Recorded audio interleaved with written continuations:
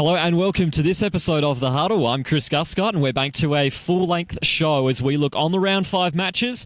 We'll go around the country to keep up to date with the rest of Australia's Gridiron Leagues in our national scoreboard, and we will stay down here at Greenwith. We're on location to catch up with the Uni SA Eagles. We will start with the 1pm game between the Uni SA Eagles and the Southern District Oilers. This clash reflects two teams which have been crippled by early season injuries, which still haven't really improved despite the long weekend break. Eagles are without Lewis Whiten for the remainder of the year, as well as having running back Ian Nolte on ice due to a rib injury and Nathan Van Pamelen absent. While the Oilers are without 3 stars of their own, Michael Tedmanson, Matthew Waite and Ben Stevens were all missing for this one. To further this, the Oilers had yet to register a win. However, the Eagles were coming off a loss to rivals Eastside, so it was set to be an interesting match. So here we go. Oilers and the Eagles here. This is going to be a very interesting match. Both teams coming off a loss, looking to try to put a W back into their columns. First quarter now, 3rd down for the Oilers on their first possession, and this is not the start they were looking for. Wes McGuinness gets put under pressure in the pocket, throws the ball straight into the hands of Blackford, only willing to take that one away. Good stuff for Uni SA, however. A few plays later now, and the Oilers, they're going to respond on defense here. Hellman keeps it to himself, runs into Prohorov in the backfield, eventually take him down for a big loss. Tight contest so far in this one. Very next play, however. And here's how you cancel that out. 2nd and 16, speed option. John Seve, he cuts and manoeuvres his way for a big gain and then gets joined by his teammates as they scrum their way across the first down marker. Great display of teamwork. The chains will move along here. Same drive now. 4th down within the red zone. The Eagles, they are unable to convert when Prohorov again gets into the backfield to make another big tackle. Oilers holding firm here. We move on to the second quarter here. Still 0-0 in the first, but not for long. The very first play of the quarter, the scores are opened. Hellman throws a perfect pass downfield to Green. Found some space in behind Furler. It's now 6-0 in favour of the Eagles. Now the New Oilers drive and they'll begin their response. Wes McGuinness has time to throw a strike to Stephen Croft. Makes a terrific overhead catch to help move the chains. Next play. And whatever gets you moving forward is good enough, I guess. Wes McGuinness this time off target with the pass. Friendly deflection falls into Furler's hands. Just as they drew it up, I suppose. First down. They would eventually punt away, and now it's time to bring John Seve into the highlight reel. Spins out of danger in the backfield. Manages to find some space. He is as good as gone. Shows his electric speed and agility to somehow convert on a 62-yard touchdown run. Touchdown Eagles. Or is it? It is wiped off. Legal block in the back on the Eagles. Score remains 6-0. 2 plays later. And this time, Seve will get to keep his touchdown run. Gets a lot of grass to work with. Simply proves too fast to catch as he leaves the defense in the dust. Now Uni SA leads 14-0 here. Oilers go 3 and out on their next drive. And now the Eagles are in possession. And here comes George Williams. Times his rush perfectly through the A-gap. Cleans up Seve well and truly in the backfield. Big time defensive play. Couple of flat possessions. Seve is now back in business. Easily going to get enough for the first down here. But that's clearly not enough for him as he just runs rings around his opponents. Another big gain for the Eagles. They continue to move a lot here, but time is beginning to run low. So the Eagles are now looking to the end zone. And it doesn't go so well here. Proctor, he's going to read this pass well and comes down with it to stop the late drive, and Southern District is barely holding on at this stage as we head into the third quarter. First drive for the Oilers, and they are immediately back under pressure. The pass down the middle gets deflected and intercepted. Unlucky start to the half as the Eagles are now going to start their half in good field position. Can they take advantage? Have to wait and see. Hellman, he's going to take it himself here on the speed option and will make a dangerous push to the end zone. He'll get stopped roughly 5 yards away, and now Uni SA is very close to blowing this game apart.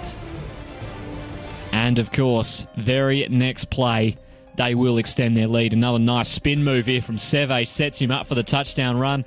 Now Uni SA leads 22-0 at the start of the third.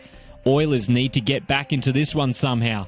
Can they, though? That's the question. They'll need to stop on defense after a fail to string possessions. And Holman certainly won't make it easy. The big quarterback effortlessly glides through the defense. to eventually pick up a huge amount of yards before he's jumped on at the 10. And here come the Eagles again. Unbelievable run from the big quarterback. Now it's 4th down, and the Oilers, they're going to manage to hold him off once again here in the red zone. John Seve doesn't get a whole lot of room to work with thanks to the defense, and Southern District survives another threat here. So this game, the Oilers really need to kind of come back here. It's the 4th quarter. UniSA back on offense. 2nd down. Holman's going to bobble the snap, but shows enough composure to roll out. Hits Nolte, sharply turns and picks up the 1st down and some change. Back towards the end zone they go again later on in the drive. And UniSA has some serious depth at running back, that's for sure. Damien Voller gets halfback duties and promptly pierces the defense for the touchdown. And while the ball spill needs a little bit of work, Eagles are cruising 30-0, ensuring drive. Oilers looking to strike back. Wes McGuinness sits back. He's going to find a wide open Jared Shields down the middle for a big gain. Can Southern District build on that? So now following a big defensive pass interference call, which gets them a long way down the field, the Oilers are pressing. And they're going to continue their way after they find another good pass here. Furler is wide open, but he gets tackled just short of the line. So they haven't quite broke their deadlock yet here. So now a few plays later, coming up towards the end of this one, and they will have now. Proctor runs a quick in route, takes a simple catch to get the Oilers on the board. It's simply a consolation prize. However, as the Eagles roll to a comfortable 30-6 win against Southern District, it's a welcome return to form for UniSA, and we spoke after the game to running back John Seve. Fantastic win for you guys. How are the guys feeling after the game? Yeah, pretty banged up. It's a hot day and pretty tired. But yeah, pretty much. It was good. Line did really well. Our line's getting back together. And yeah, I couldn't done without the line and receivers, to be honest. But yeah. Your own performance, you went absolutely crazy today, and you went crazy last week as well. How do you explain your sort of sudden resurgence into, really being destructive for this offense? I'm not sure. I just run and I look mine and I make decisions, and pretty much I just rely on what I do. I don't really know what I do, to be honest. I just run. I'm not sure. I'm not good with interviews, man. Sorry. That's all right, man. Now, final question. How's the team feeling now coming forward? I mean, obviously coming off that loss against the Razorbacks must have been tough, but Getting a big win against the Oilers, what's that going to do for your team's confidence? To be honest, I think it's pretty much from today's effort. It's pretty much worked a lot on our run game because, we've been up and down with our run game, and our game was going good.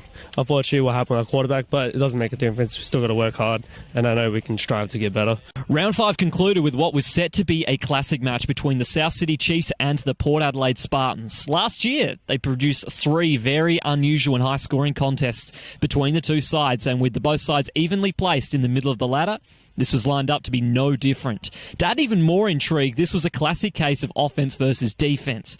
New blink and you'll miss it offense installed by Heath Thomas, and the Chiefs would take on the hard-nosed and miserly defense of the Spartans. Who knows what could happen? And here we go. This is going to be a very interesting contest between the Chiefs and the Spartans. Two conflicting styles of play. Which one's going to come out on top? First quarter now. We start at the midpoint of the Chiefs' opening drive. And Whitehead is already looking dangerous. Fakes the handoff, splits the defense down the middle, easily picks up the 1st down and more. First threatening drive of the game was this one. 2 plays later now, and it's all going to come undone. Whitehead and Leary botch the handoff. Ryan Ottens is going to be the first to jump onto the loose ball, and the Spartans will survive the early threat. But they will go 3 and out, however, and the Chiefs waste no time getting back into their offensive rhythm. This time it's Leary. Makes a beautiful run down the middle, and there is another 1st down for South City. But they're in another tough position here. Whitehead. He's going to sit back in the pocket here, and he can't find Lausarika down the middle, and that will end another drive in the red zone on 4th down. The Spartans proving tough to break here. South City back on offense after another 3 and out, and Whitehead continues to get yardage down the middle on the same play as before. 1st down to once again threaten the end zone here. And yet again it's for 4th down the red zone. This time the Chiefs will capitalise on their chances. Whitehead, beautiful pass to Hinchcliffe for the opening score of the game. 6-0 Chiefs. And they finally get a little bit of reward for their dominance. The Spartans didn't have a single 1st down in the first quarter as we move on to the second. And here's one of the reasons why. Hassel, he's going to try to scramble out the pocket. Can't escape David Edmonds. takes him down for a massive loss. Spartans really struggling to move the chains in this one. Ensuing drive. And the Chiefs are threatening again. Whitehead goes deep to the end zone, but Ben Young can't pull in the tough catch. Spartans dodge a bullet. Next play. Whitehead, he's going to make something out of nothing here. Rolls out to his right when the pocket collapses. After surveying the field, throws across his body. Ross Smith is there in the end zone for the touchdown. Terrific pass finished off by a difficult catch. It's now 12-0. Spartans really on the back foot in this one. Third down now for Port Adelaide on their new drive. And finally, they'll have a first down. It's a great one too. Novice finds Chovy on the run. And he will make a dangerous run through the defence before just being stopped by Phil Butfield on the last line. And the Spartans with a big chance here. The Chiefs hold firm to force the fourth down here. And here's some sneaky tactics. Novice, he's going to flick the ball up to Ottens. And he's going to try to barge his way across the line on the trick play, but they will get held up. South City survives. It's still 12-0 here. Ensuing play. In a dangerous spot on the goal line, Leary is going to clear the danger with a piercing run down the middle. Chiefs get past the first hurdle at least. Wonderful play there. 2 plays later, Whitehead will have time in the pocket. He's going to send a deep ball in the direction of Robert Hall, who completes the play. And now the Chiefs are past midfield. Looking threatening from anywhere on the field. Very next play. And they just continue to move forward effortlessly. Whitehead, this time to Lausarika. Another first down as they continue to charge towards another potential score. 3rd down and 10 now. And the Spartans will stand up when it counts. They give Whitehead no room in the pocket. They collapse on him, and that will force the 4th down. Port Adelaide hanging in this match. Final drive before halftime. And the Chiefs are going to continue their relentless pressure. Edmonds makes another massive play here. Gets around the tackle. Hits Novice from the blind side. Ball's knocked loose. Ruled incomplete. Next play.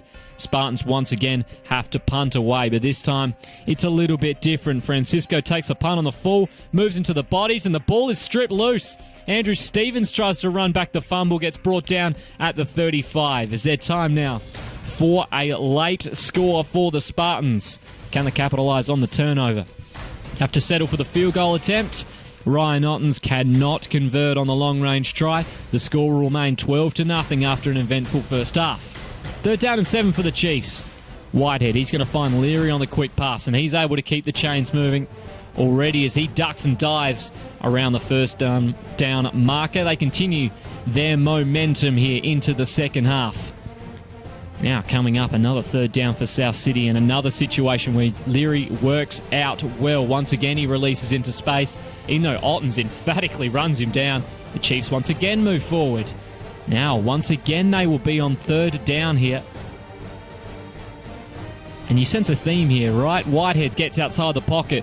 He's going to find Lausarika, but he's going to drop it straight through his hands, and the Spartans get off here, but it's 4th down now. Whitehead's forced to move back a bit. This time his throw will be caught, but it's by Ottens instead. Nice interception to stop the drive, give the Spartans a reprieve. One of Whitehead's few errors on the day. So the Spartans are going to take the field, and this is the complete opposite of what they needed. Edmonds dashes around the tackle, makes a big hit on Hassel as he throws, and the ball lobs up, and Adam Dixon takes the pick. Big man with football turns in big man with a touchdown as the Eagles extend their lead to 18-0. Long way back now, but the Spartans have done it before against the Chiefs. Remember their clash last year, so the Spartans are now starting their new drive. Here we go again. Novice's pass is behind Johnson.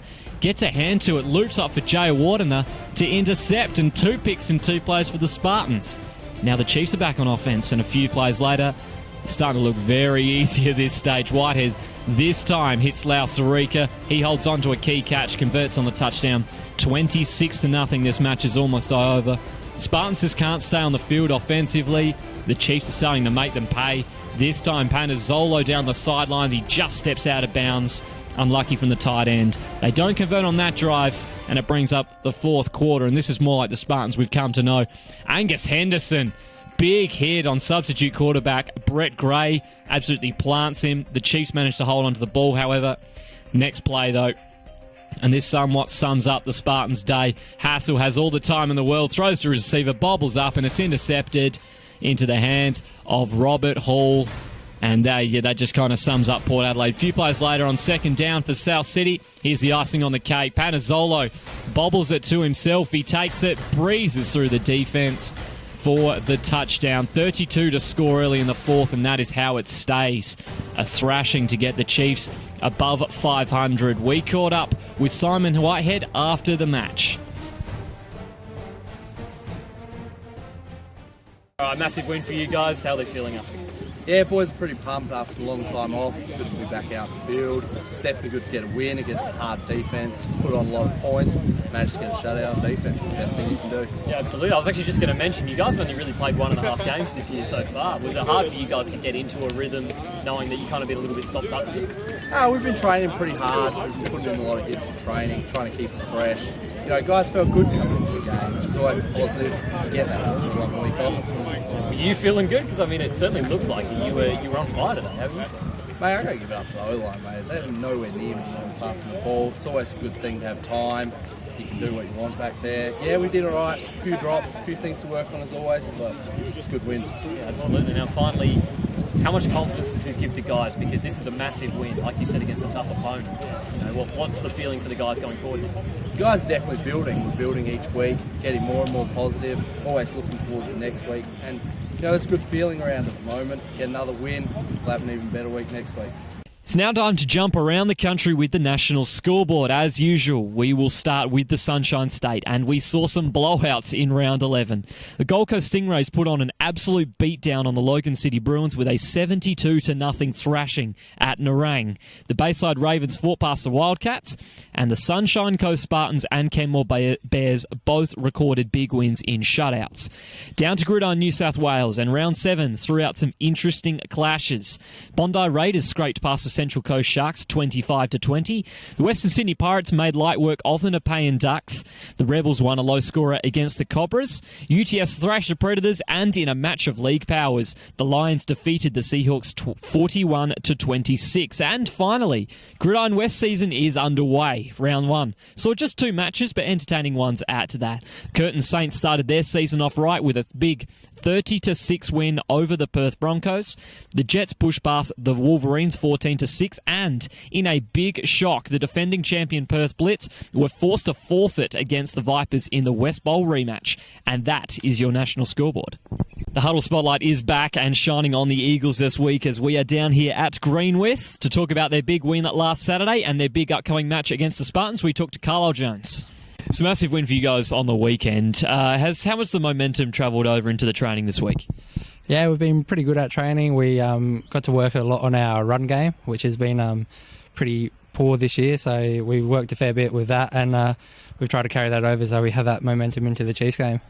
Yeah, absolutely. Now, in terms of kind of what you've done during the week, is there anything new that you're going to try to implement ahead of this week's game? Not really. Basically, we just want to execute better than what we have been. For the last few years, we've been running the same sort of stuff, and we just got to get back to executing how we were last year and the year before. Absolutely. Now, in terms of the results that you've already had this year, what means more to the team at the moment? The 3 wins that you've had so far, or that 1 loss that you've had to the Razorbacks? Obviously, the 3 wins are good to be sitting comfortably, but that 1 loss is pretty shattering. To lose by that much to them just shows how far they are ahead of the rest of the pack, and obviously it's a good eye-opener to see where we're going towards the finals, and they're probably the benchmark of the competition, and that's where we've got to be at to win the flag if we want to be there. Yeah, absolutely. Now, how have you felt your own play's been this year? Yeah, hasn't been too bad. Been throwing the deep end a bit, playing O-line, but so don't get to concentrate on the defensive end as much. But yeah, enjoying the challenge, and it's good fun to do something different and be on the field at all times, I guess. Yeah, absolutely. Now, finally, you guys confident heading in this week game? Yeah, it'll be a good rematch against the Chiefs. We always have some pretty good shootouts with them. And, personally, I like to play against the Chiefs, so I have a bit more success against them. So always looking forward to it, and, hopefully we have a good game and get away with another win. Thank you very much for joining me on location today at The Huddle. Don't forget to visit Ozsport's online network and make it your one-stop shop for everything Gridiron SA. Until next time, catch you around.